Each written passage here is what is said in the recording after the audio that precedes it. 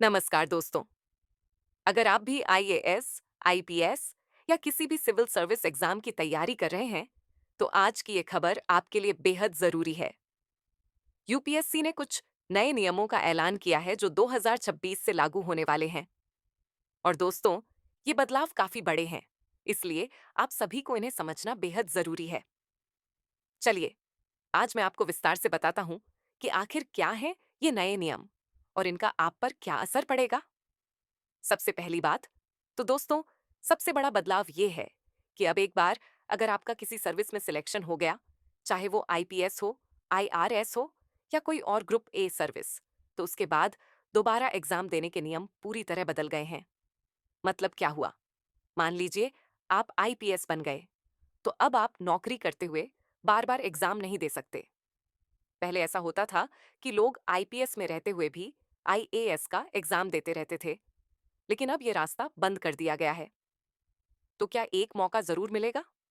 हाँ, लेकिन एक छूट जरूर दी गई है। अगर आपका 2026 में मान लीजिए आईपीएस में सिलेक्शन होता है, तो आपको 2027 में एक बार अपनी रैंक सुधारने का मौका मिलेगा। बस एक ही बार। उसके बाद अगर आपको फिर से एग्जाम देना है, तो पहले अपनी नौकरी छोड़नी पड़ेगी। आईएएस और आईएफएस वालों के लिए खुशखबरी। अच्छी बात यह है कि आईएएस और आईएफएस के लिए पुराने नियम वैसे के वैसे ही रखे गए हैं। तो अगर आप इन दोनों सर्विस में जा रहे हैं, तो आपके लिए ज्यादा बदलाव नहीं हुआ है। क्या फेस ऑथेंटिकेशन भी जरूरी? दोस्तों, इस बार एक और नया बदलाव किया गया है।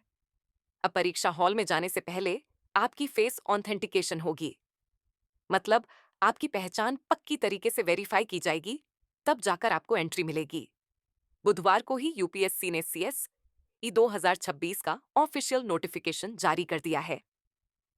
इस बार कुल 933 पोस्ट हैं, जिनके लिए भर्ती निकाली गई है। और हाँ, अगर आप अप्लाई करना चाहते हैं, तो याद रखिए, आखिरी तारीख 24 फरवरी 2026 है। अभी महीने भर से भी कम समय बचा है। तो चलिए, नए नियमों को समझिए अच्छे से। अब मैं आपको 3 सबसे जरूरी पॉइंट्स बता देता हूं, जो आपको याद रखने चाहिए। पहला, अगर सीएसई 2026 में आपको ग्रुप ए या आईपीएस मिलती है, तो आपको सिर्फ 2027 में एक बार रैंक सुधारने का मौका मिलेगा। वो भी तब जब आपने ट्रेनिंग ज्वाइन करने में देरी की परमिशन ली हो। दूसरा, ये छूट सिर्फ फाउंडेशन कोर्स तक ही काम करेगी। यानी अगर आपने ट्रेनिंग ज्वाइन कर ली और छूट नहीं ली, तो 2026 और 2027 दोनों में मिली सर्विस अपने आप कैंसिल मानी जाएगी। तीसरा, अगर आप 2028 या उसके बाद की परीक्षा देना चाहते हैं, तो पहले आपको अपनी नौकरी से इस्तीफा देना होगा। इसमें कोई दो राय नहीं है। दोस्तों, आपको जानकर हैरानी होगी कि हर साल 10 लाख से भी ज्यादा युवा इस परीक्षा में बैठते हैं। यही बताता है कि कितनी कड़ी मेहनत और कंपटीशन है इस एग्जाम में। अब बात करते हैं अटेम्प्ट्स की।